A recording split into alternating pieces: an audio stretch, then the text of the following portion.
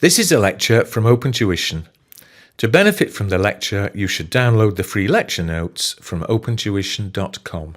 So let's go through and start to pull things together at the end, just some dotting the I's, crossing the T's. I think there's two bits that we need to look at. In this first video, we're going to look at the hedge accounting criteria and hedge effectiveness, and then we'll go through there and finish it off in the next one by going through there and looking at the world of hedging disclosures. Okay, you could get a question on each of them. Isn't going to be too technical, isn't going to be too tricky. I don't think you need to learn the criteria for hedge accounting and have a basic understanding of how hedge effectiveness works. We've spoken a bit about hedge effectiveness already, but in speaking about it, we've said we'll leave it till now, so that's when we'll cover it in detail. So the key bit is as you go through and look at all the different types of hedge, fair value, cash flow, net investment in a foreign operation, that there's plenty of scope for manipulation, isn't there? Because if you look at the net investment hedge, you have that situation whereby you've got the net asset to the sub, goes with any gains and losses to OCI. The loan that you have goes to OCI as well, doesn't it? The gains and losses there. And the scope, isn't there, to manipulate various bits and pieces with regards to hedging by saying, well, look, let's pretend that I'm not hedging. If you can anticipate that there's going to be gains on the net assets, or so let's just say losses on the net assets, you might just want to go through there and just leave those losses in OCI, because let's face it, nobody bothers looking at OCI. What is it? Okay, knowing that you've taken out the loan to hedge it, so that when you've got the gains and losses, or I should say the loss on the net assets in OCI, under hedge rules, that the gain should go there, shouldn't it, and offset the loss. But you might then see, well, hang on a minute, I've got this nice gain on this loan. Okay, let's pretend that I'm not hedging. Okay, because then you've got a nice gain going through profit or loss. Okay, shareholders take note when things go through profit or loss, don't they? Okay, so there's plenty of scope for manipulation, isn't there? Likewise, on your cash flow hedge, you've taken out this instrument to protect the future gains or losses on the item. The gains and losses on the instrument go through OCI because you've hedged, but maybe you've got a gain on the instrument. So it's like, well, let's pretend that I'm not hedging and just throw it through profit or loss as it is a derivative financial instrument. Okay, and all of a sudden you've got some nice gains going through profit or loss, which makes your earnings looks good and your distributable profits look even better, and you can pay higher dividends. So there are issues there. So what we have to have are rules. Okay, so what you have to go through and do is you have to document each hedge. Okay, you have to have specific documentation in place that goes through there and identifies what the item is. So is it the overseas net assets in a net investment in overseas net assets hedge? Is it a highly probable future transaction, okay, with regards to your cash flow hedge, or is it maybe some inventory or an investment that you've made with regards to the looking at your fair value hedge? Okay, so you have to specifically detail what the item is. Okay, you can't just chop and change. Okay, because you need to have a particular item that is hedged by a particular instrument.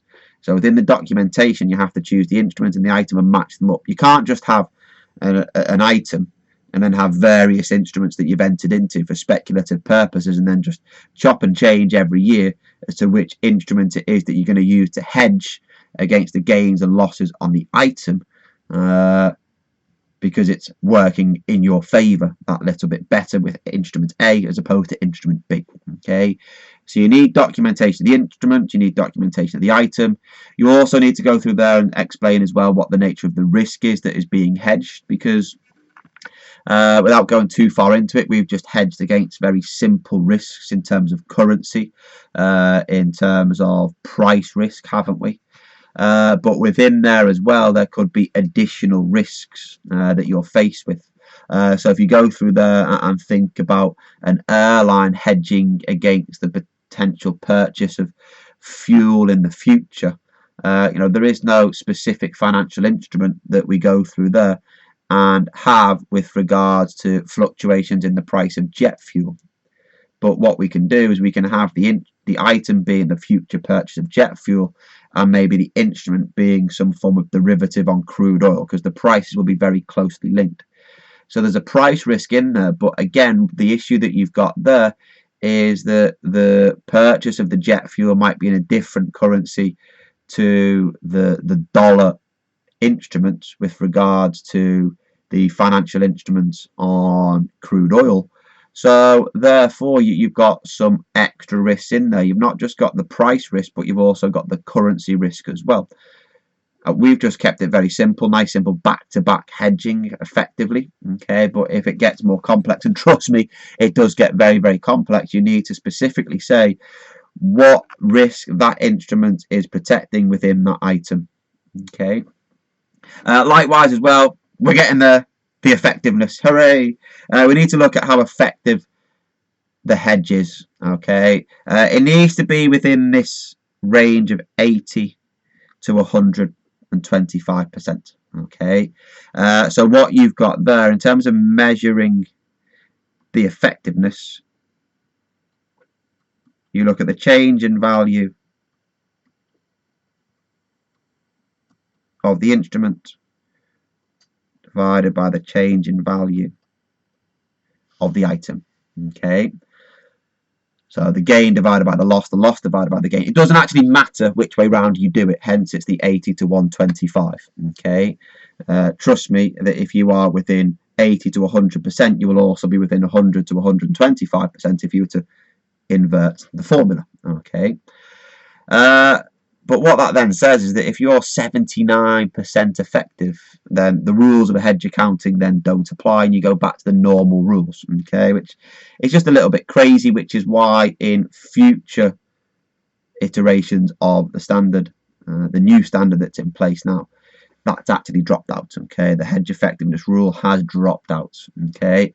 But for your exams, it needs to be in between 80 and 125%, okay? And then there's another situation as well in a cash flow hedge. So just note it's a cash flow hedge, not fair value, not net investment in a foreign operation. That future transaction must be highly probable. So significantly more likely than not, it will occur. Okay, there we go. Why? Because otherwise what you might do is you might have an instrument that you've entered into. The instrument is making losses and you think, oh right, what I'll do is I'll pretend that it's going to hedge because that instrument, the losses normally go through profit or loss as a derivative. If I pretend that I'm hedging and say, look, there's a transaction that I'm going to hedge against in the future, so therefore I'll take the losses into OCI.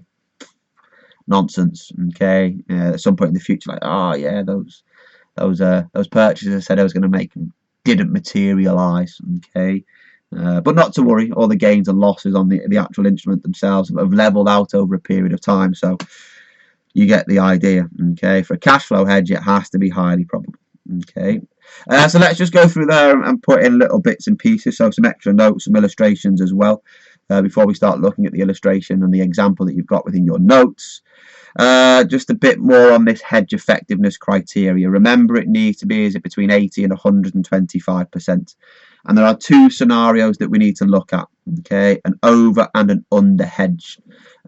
Because if we have an over hedge, that's whereby we have ineffectiveness. Technically, under or over, there is ineffectiveness, but per the rules, it's only if there is an over hedge that there is ineffectiveness. Because if there is ineffectiveness, then the gain or loss actually goes through profit or loss, okay?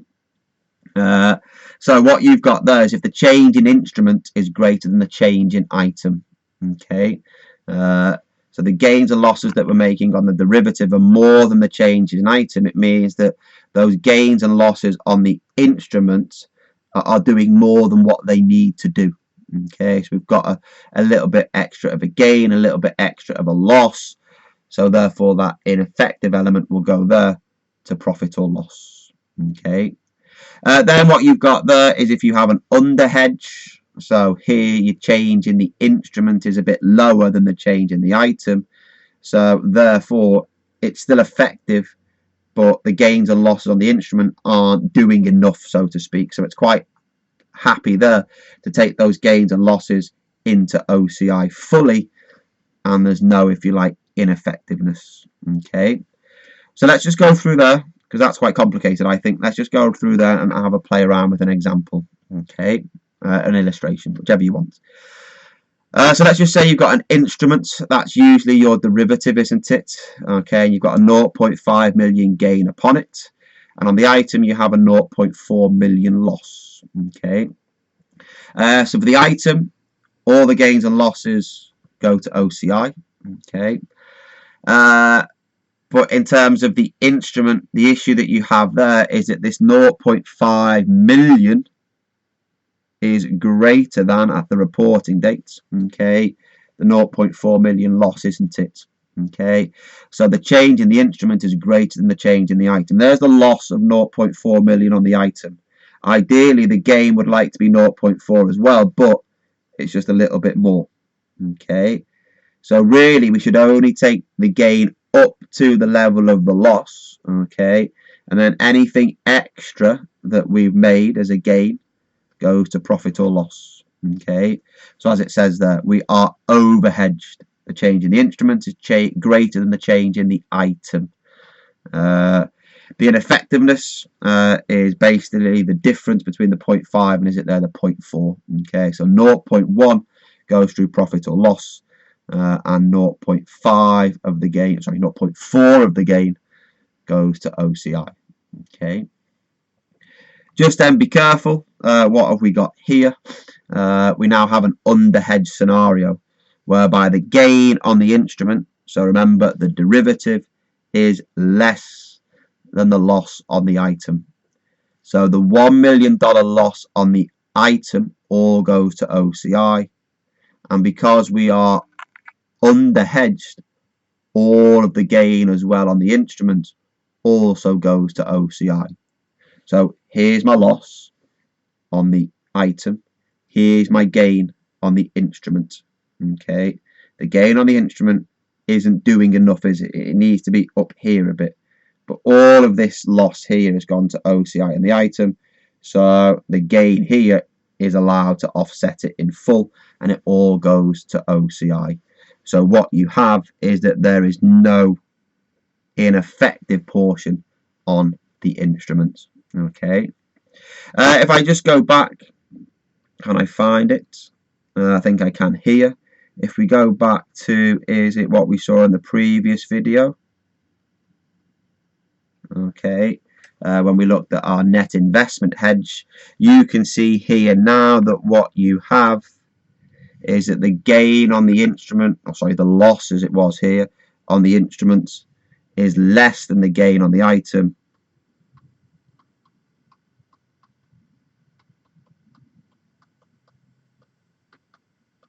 So that is an underhedge, isn't it? There is no ineffective elements. Okay, if the loss over on the far side ended up greater than the 65360, then that means that the instrument is performing better than what it should. We would only take the loss up to 65630, and any excess loss would go there through profit or loss. Okay, excellent. So what you've got there, there's a little example, example number 5, all about, is it the hedge effectiveness. Okay, and it sort of combines the overseas net investment hedge example from earlier, and then asks you to work out the hedge effectiveness. You know, if we go back, we didn't work it out, did we? But we'll show that it is effective. You know, what is the effectiveness as a percentage? You've got 5,823 over 65360. So 5,823 divided by 65360 is the 89.999. So that's 90%. So that falls within the limits, doesn't it? Okay, you've got the change in the instrument divided by the change in the item. If we go back to here, again, you've got there to work out your effectiveness. 0.5 over, is it 0.4?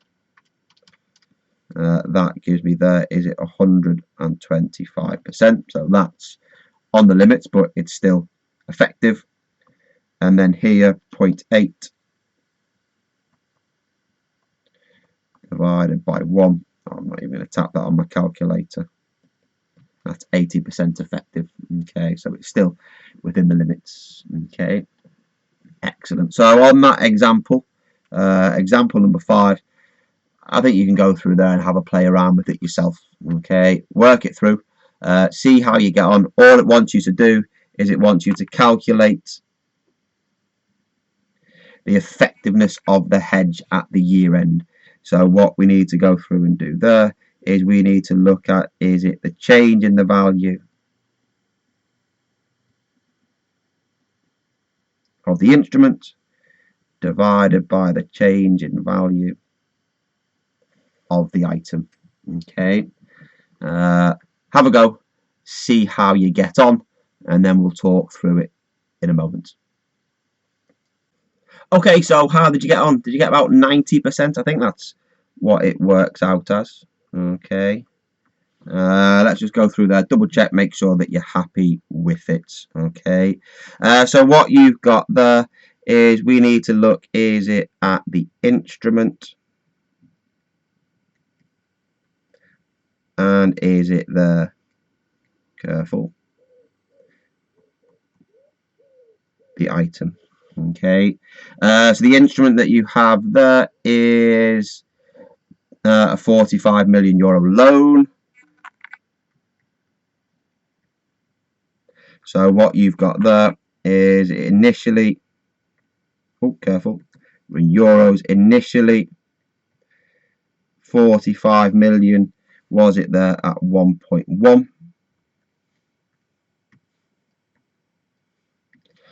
So 45 divided by 1.1 gives me there $40.91, and then at the end of the year,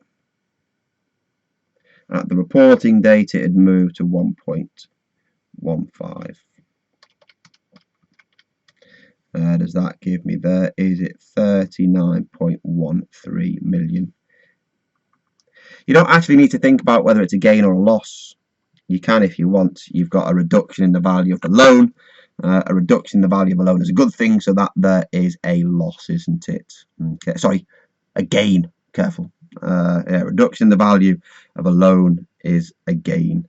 Because all you need to do is just do the difference in the numbers. Who cares whether it's a gain or a loss? The question wasn't asking that. The change is there as $1.78 million. Okay.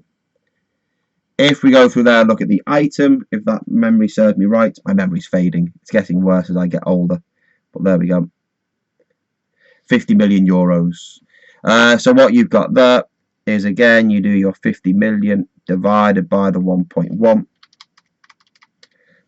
Is that the $45.45 million. If you then go through there and take the 50 million divided by 1.15, does that give me, is it 43.48?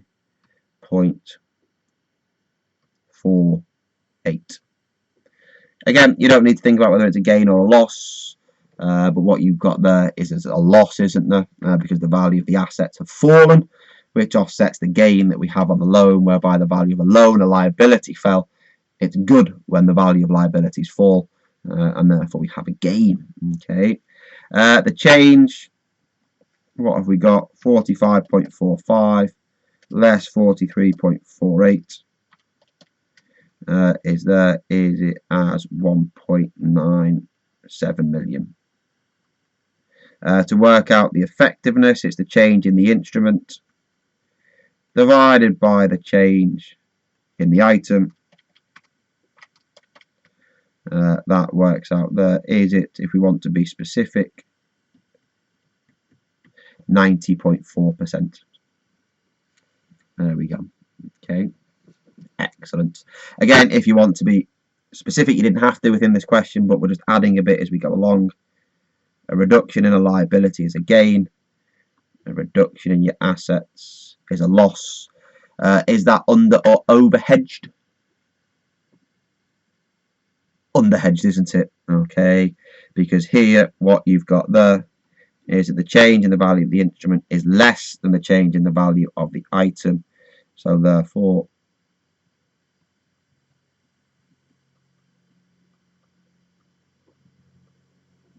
that is an under hedge. So what will go through and happen is that all of the gain on the instrument will go to OCI, trying to claw back as much of that loss and offset it as much as possible of the loss that you have there on the item, being the overseas net assets that's gone through OCI anyway. Okay, there you have it.